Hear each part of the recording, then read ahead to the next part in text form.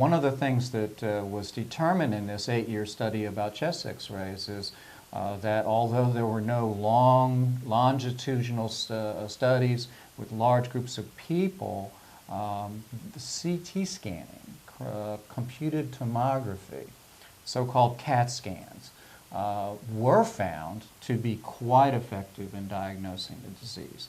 And although there was no recommendation as a consequence of that study that everybody receive a CAT scan from a certain age forward, or people at risk receive a CAT scan from a certain age forward and at certain intervals, it was pretty much clear from the study findings that a CAT scan is the best way to find a disease.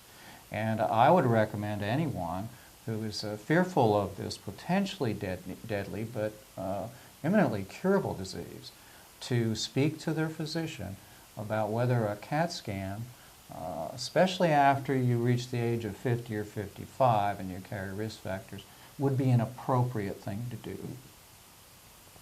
Is it fair to say that if you've developed any of the signs and symptoms that we've talked about in a previous video series, that would be an indication for somebody to go to their doctor and ask for a CT scan or ask for a workup for a potential earlier diagnosis? Absolutely, but you're not talking about screening there, you're talking about diagnosing.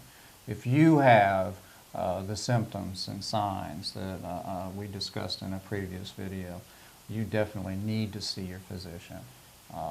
And any reputable physician would be anxious to help you and proceed with such diagnoses. But the importance of this last study that looked at chest x-rays is that it defined very accurately to the physician that the best way to actually find this disease is with computed tomography or CAT scanning.